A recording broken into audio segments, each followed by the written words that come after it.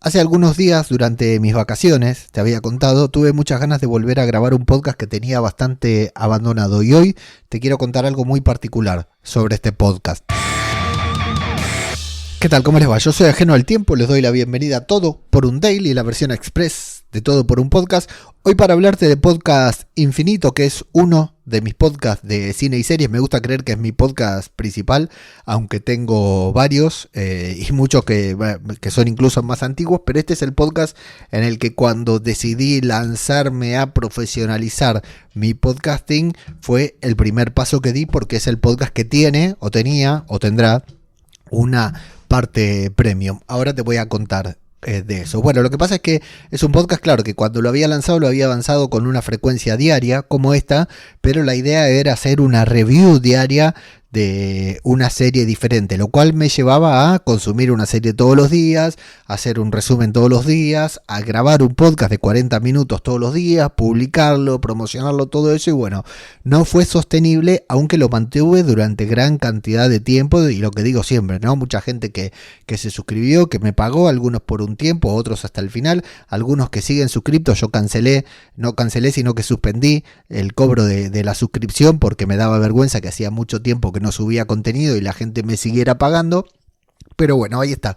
Es un podcast que me dio muchas satisfacciones y que está por llegar a los 400 episodios. Pero que estuvo parado gran cantidad de tiempo y que durante las vacaciones, cuando hice este blackout y me mantuve al margen de casi todo, sentí mucha necesidad de volver a grabar, fundamentalmente porque une dos de mis grandes pasiones: ver series y grabar podcast sobre series, ¿no? Entonces digo, ¿cómo puede ser que grabe tanto, que hable tanto, que haga tantas cosas y haya abandonado ese podcast que tantas satisfacciones económicas y de las otras me ha dado? Así que bueno, estoy retomando poco a poco las grabaciones,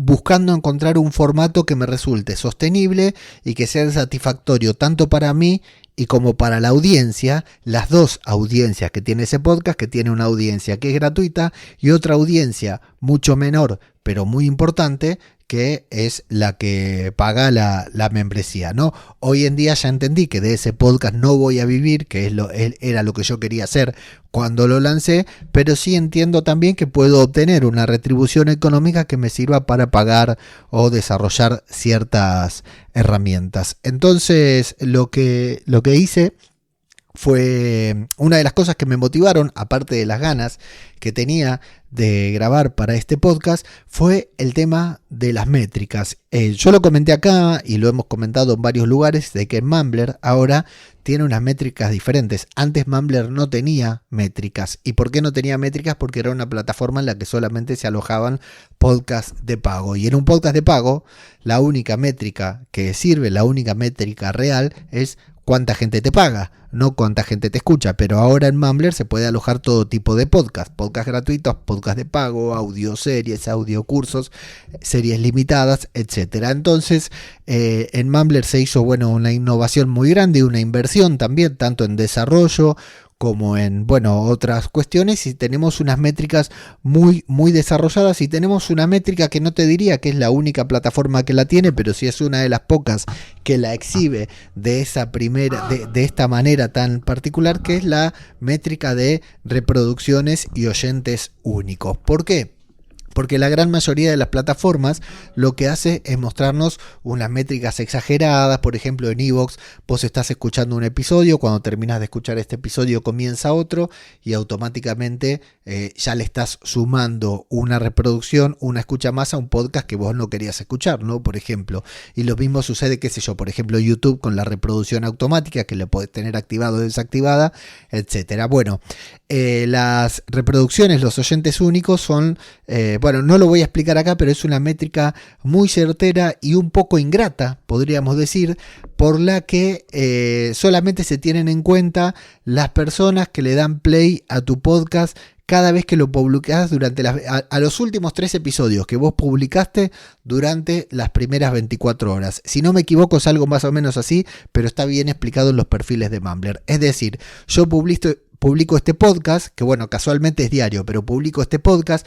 Las personas que le dan play a ese podcast durante las primeras 24 horas se tienen en cuenta y se cuentan esas reproducciones de las personas que le dan play durante las primeras 24 horas, 3 episodios hacia atrás. ¿Por qué? Porque se considera que esa gente que le da play a los 3 últimos episodios durante las primeras 24 horas en que está publicado, bueno, son tus oyentes únicos, son esos oyentes, vamos a llamarles fieles, los que siempre escuchan tu podcast y le dan prioridad por sobre cualquier otro contenido que esté ahí, sin importar el lugar que ocupe en la cola de reproducción. Bueno, vimos que esta métrica era una métrica un poco dura y vimos que a muchos podcasters y a mucha gente encargada de los contenidos no les gusta demasiado esta métrica. Lo hemos visto cara a cara con Paul Rodríguez cuando se las enseñábamos, porque claro, vienen de que iVoox le muestre que tiene unas reproducciones de, no sé, 1000, 2000, digo iVoox por decir cualquier plataforma, 1000, 2000 reproducciones,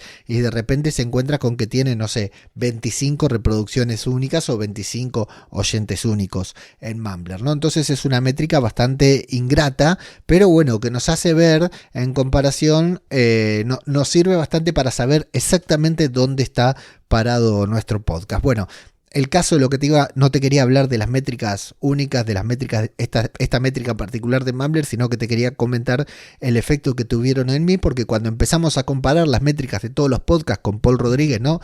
Los nuestros, los míos, el de tal, le preguntamos a uno, le preguntamos al otro, me encontré con que Podcast Infinito, un podcast que hacía 6 meses en el que no publicaba absolutamente nada, claro, tiene más de 300 episodios publicados, ¿no? Pero hacía más de 6 meses que no publicaba nada, vamos a intentar hablar como corresponde, pronunciar las palabras bien, tenía unas métricas únicas, unos oyentes únicos y unas reproducciones únicas considerablemente altas en comparación con otros podcasts, incluso con Todo por un Podcast, que grabo todos los días y que publico todos los días con cierta frecuencia desde hace un tiempo. Bueno, esto encima de que yo tenía la motivación de retomar el podcast, me di cuenta que había algo que estaba descuidando, que había creado un buen producto, que había creado un producto que realmente la gente quería escuchar y que la gente estaba escuchando incluso sin estar publicando nada. Y me ayudó a motivarme a continuar grabando y a continuar grabando con ganas y a seguir buscando el formato adecuado para poder darle constancia a este nuevo viejo podcast. Te quería contar este caso porque me pareció sensacional como una métrica, primero porque me hace bien contar que tengo un podcast que tiene muy buenas métricas, pero segundo porque me resulta muy interesante ver cómo las métricas en ocasiones pueden ayudarnos y pueden motivarnos también a ser constantes en la creación de contenido.